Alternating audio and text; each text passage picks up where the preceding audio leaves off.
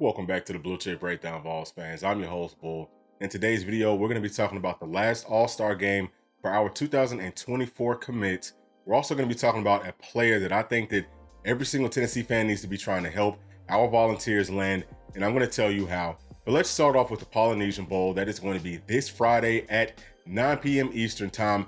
If you can check it out, it will be a good game to watch. We've got 5 players in that game with Mike Matthews, 5-star wide receiver Jake Merklinger, 4-star quarterback Jordan Ross, 5-star defensive end Edwin Spillman, 4-star linebacker, and we've also got Bennett Warren. I believe he's on the roster, and he is a 4-star offensive lineman, probably going to be playing tackle. A lot of y'all really like him. Now, the good news about this Polynesian Bowl is 4 of our guys have already been getting some, pretty good, ratings early on, from day one. So number one, with Jake Merklinger, they had this thing. It was like a long toss for all the quarterbacks, and Jake Merklinger actually came in second place with a 69-yard throw. First place went to my dog, Dylan Raiola. He threw the ball 72 or 73 yards. We all know that he's got a cannon, but it is really good to know that Jake also has a strong arm. I mean, he's within 4 to 5 yards of what Dylan threw. So in an offense like this, where, we're spreading everybody out, we've got to have a quarterback that, can put that ball into some tight windows, and he's also going to have to make some really long throws. So that's good to know, and I do think that Jake is going to be a guy that can contribute, somewhat if need be as a true freshman. We'll see what happens once he gets on campus. Obviously, we still have Gaston Moore, so hopefully we don't have to lean on Jake too much, not just yet. Now, we also had Mike Matthews, who somebody said that he ran silky smooth routes, okay? But we already knew that, right? He's a 5-star guy. He's very smooth, very fast. They also talked about the way that he uses his basketball skills to box guys out and fight for the football. Now, that's something that we've talked about a lot on this channel, especially this past season. We need some guys who can fight for those footballs and win in one-on-one situations. Very happy to hear that we definitely at least have one coming in on campus this upcoming season. And now on to the defense. We've got Edwin Spillman, who sounds like, he's moving really well for his size. And it also sounds like the analysts believe that he's a guy that could come in and fight for some early playing time at Tennessee. I think that whoever said that must not know how deep that linebacker room is. But we do think that he could probably get into the rotation as a true freshman, kind of like Arion Carter did and Jeremiah Thielander did this past season. He's a really good football player. And guys, don't forget, we've also got Jordan Burns coming into that class as well, who I think is, maybe on the same level of what Edwin Spillman is going to give us. And Jordan Ross sounds like he's the best looking defensive lineman out there. He's raving about him, man. And, I am too. 6'5". Looks like he might be close to 230, maybe a little bit more than 230 pounds. That's big news because he's such a great athlete that he could come in if he's got the correct size and strength, all that good stuff. He could be another guy that is going to get into the rotation very heavily as a true freshman. So we've got some studs. Now, I haven't heard anything about Bennett Warren just yet. I don't know if he is actually out there, okay? So maybe that's why we're not hearing nothing about him, but he does definitely look the part, and he's going to be a big piece for this football program moving forward. And for those of y'all who would like to catch this game, again, it will be aired this upcoming Friday, January the 19th on NFL Network at 9 p.m. Eastern. All right, now on to the player that I think everyone in Vol Nation should be trying to help us land, and that is left guard from Washington, Nate Kalipo. All right, so let's pull up Nate's high school profile first from 24/7 Sports.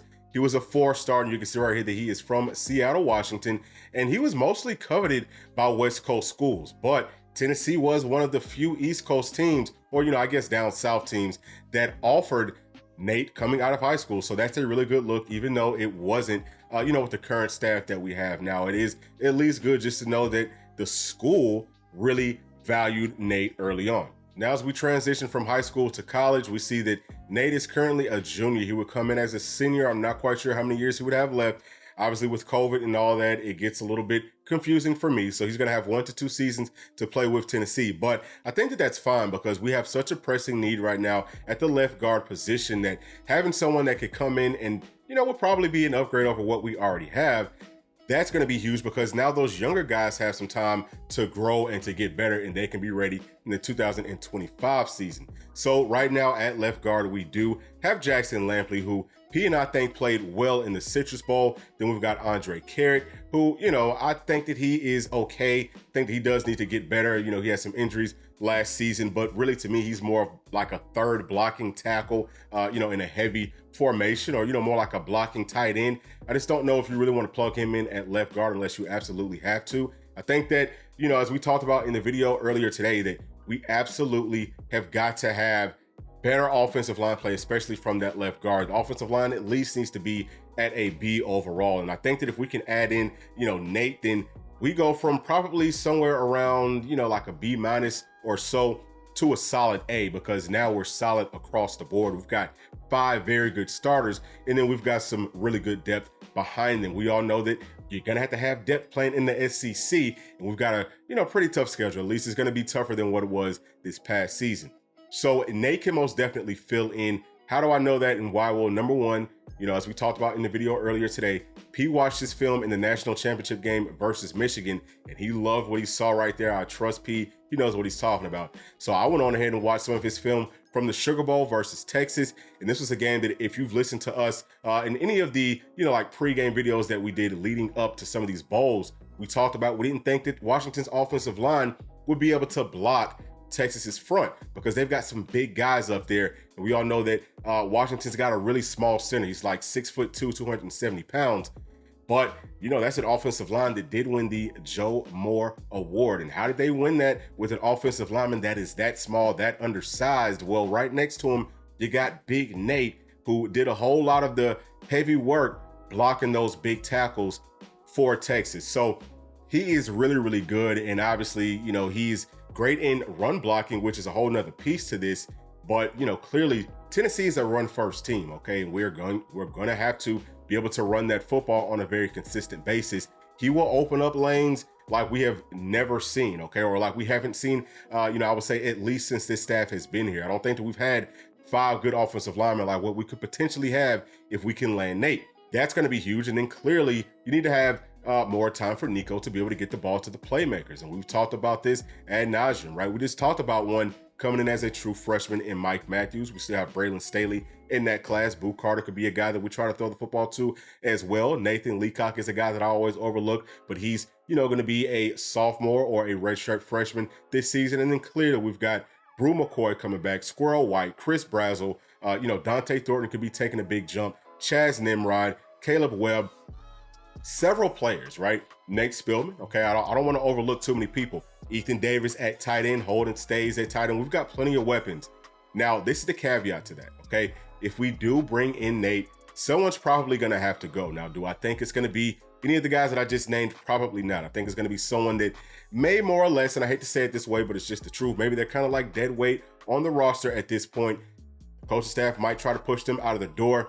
And I do still think that we'll probably have some people leave us in the spring, as sad as that is to say, but we do have to make the necessary room to bring in, some better pieces, because we've got to get this roster upgraded if we want to make a real championship push.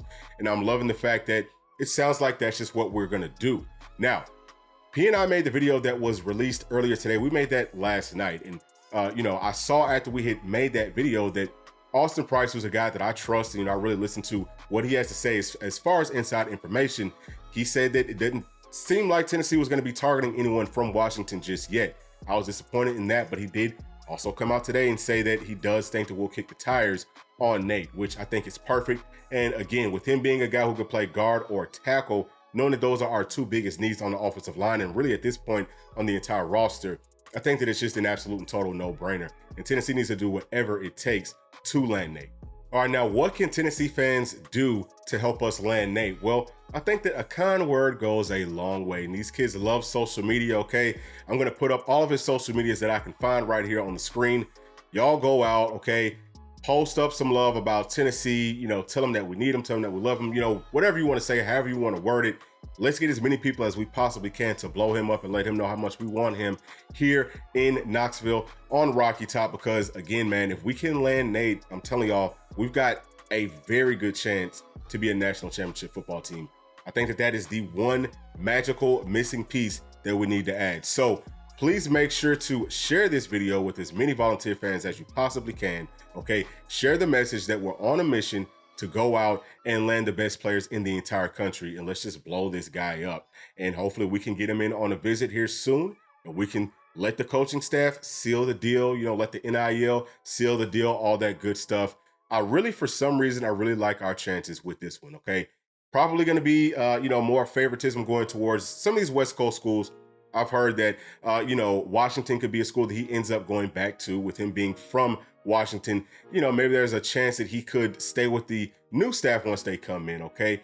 But I think that Alabama would probably be the biggest team to beat because his ex-head coach is going there. I don't know how much of an opening there will be on Alabama's roster because they're already kind of like loaded at the offensive line position, but coaches covet the players that they covet. And clearly that coaching staff, okay, they are going to covet Nate because he was one of the best offensive linemen, if not the best on that entire team. But also I've heard about USC being a school that could be, in the works to try to land Nate, and also Colorado. I've heard about UCLA, pretty much all the teams that was trying to get Nate out of high school. Everyone's kind of thinking that those are going to be the favorites moving forward. But again, y'all, make sure that we share this video, get it out to as many Vol fans as possible. Promise you, I will be joining in on the efforts to, show Nate as much love as I can on social media in hopes that we can land a visit from him. But as always, y'all, thank you so much for tuning in to this channel and to this video. Please make sure to like, subscribe, hit that notification bell. We'll see y'all in the next one. Thanks. Peace.